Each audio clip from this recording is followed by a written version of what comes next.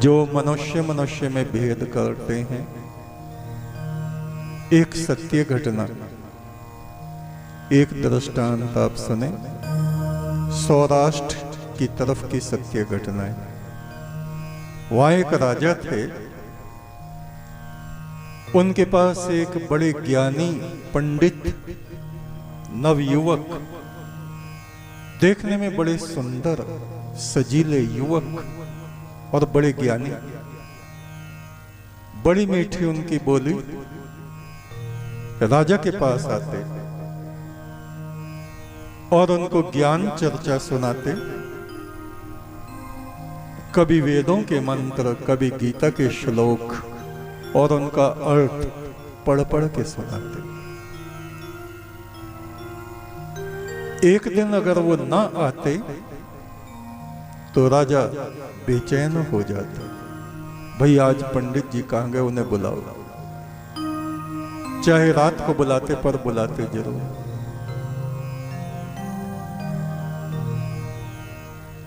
और भेंट दक्षिणा भी उनको देते, बड़ा सम्मान करते पंडित का।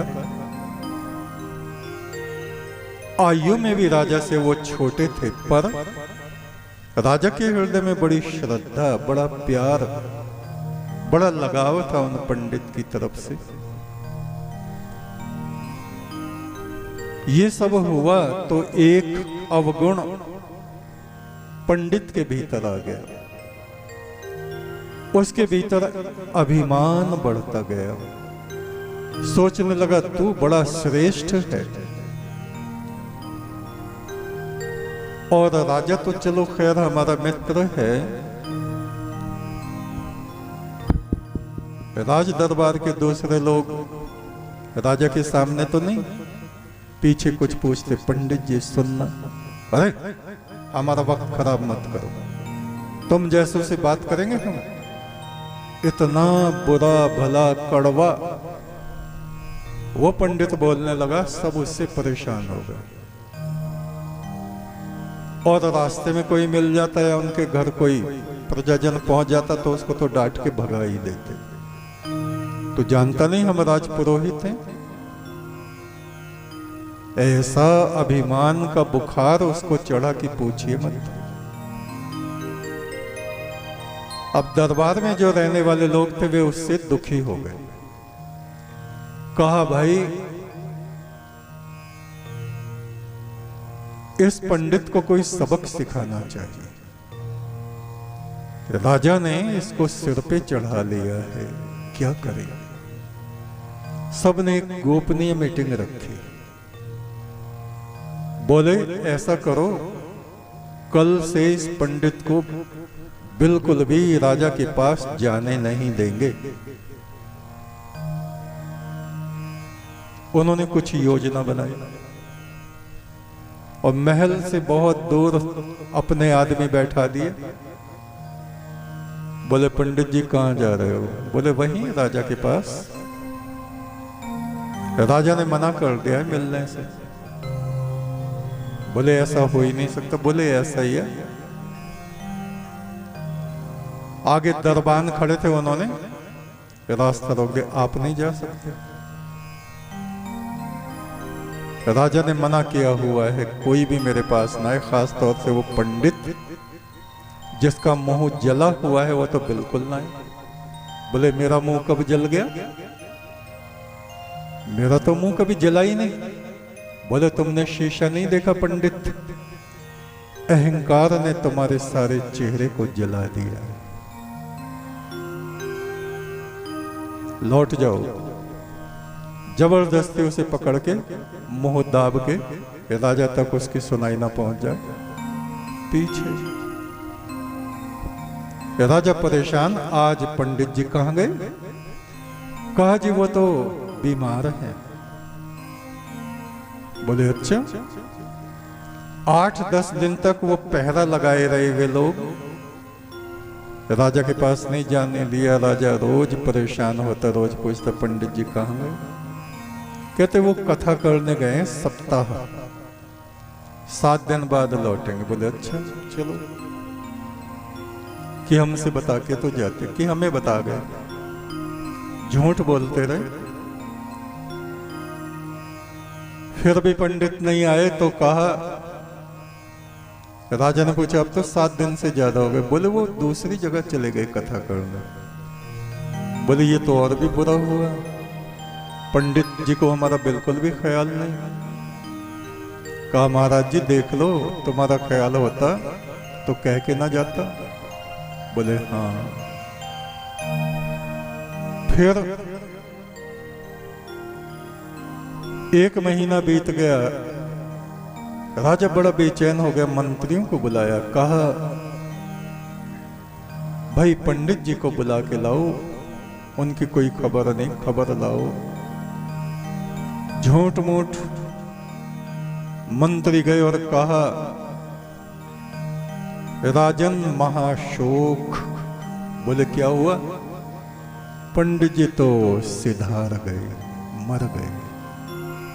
बोले ऐसा हो ही नहीं सकता। बोले ऐसा ही है साहब, पंडित कैसे मर जाएगा? वो तो बिल्कुल जवान था, स्वस्थ था, इतना सुंदर था। बोले सुंदर लोग क्या मरते नहीं? वो तो मर गया। बोले अच्छा। अब उधर पंडित परेशान। अब एक दिन राजा की सवारी निकलनी थी, रथ, कोई उत्सव आया और उन सभी लोगों ने, दरबारियों ने मीटिंग की, अब हमारा भेद खुल जाएगा। पंडित जो है जरूर राजा की सवारी के सामने आ जाएगा और राजा देखेंगे कि ये तो जिंदा है और राजा की लताड़ हम लोगों पे पड़ेगी और पता नहीं पछाड़ भी पड़ जाए। राजा पता नहीं हम लोगों को क्या सजा दे दे। बोले हम उसे आने ही नहीं देंगे। पंडित उन लोगों से मिला, दरबारियों, भाई तुम मुझे जाने क्यों नहीं देते? बोले क्यों जाने दे? तेरा अभिमान इतना ऊंचा है तो सीधे मुंह बात नहीं करता। बोले भाई मुझे माफ कर दो। बोले माफी मांग भगवान से, इतने लोगों का तूने दिल दुखाया है, तो पंडित हो गया तो और कोई इंसान ही नहीं।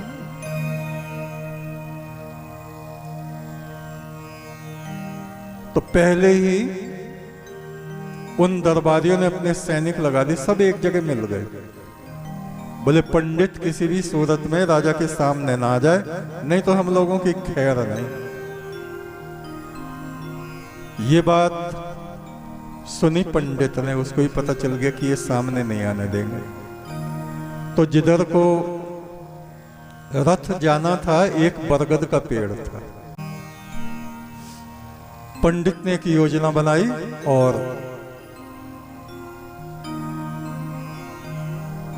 बरगद के पेड़ पर बैठ गए। जैसे ही रथ उधर को निकला, कुछ सैनिकों ने मंत्रियों को सूचना दी, वो पेड़ पे बैठा। बोले हम चौकस हैं, हमने योजना बना ली।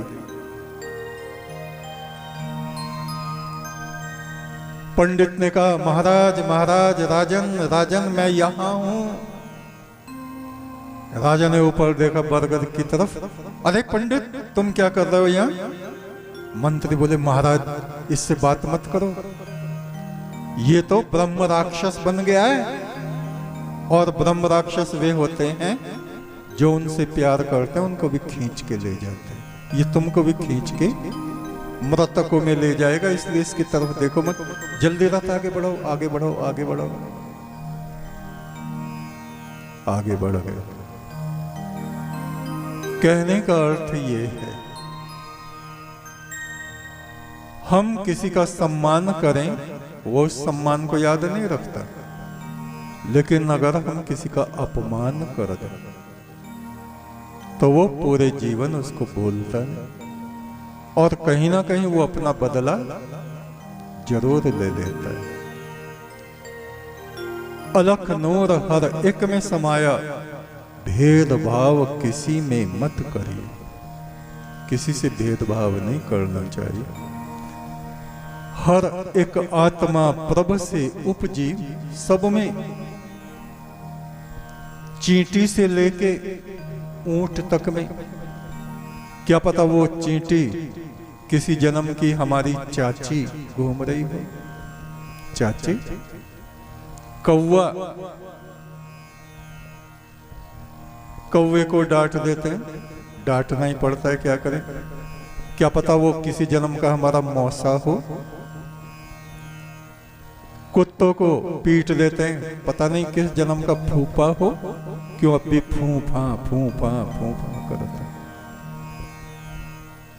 तो बिना बात के किसी का अपमान तिरस्कार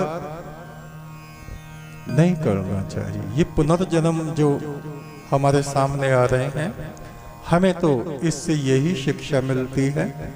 मालूम नहीं आपको ये शिक्षा प्राप्त हो रही है या नहीं हो रही है।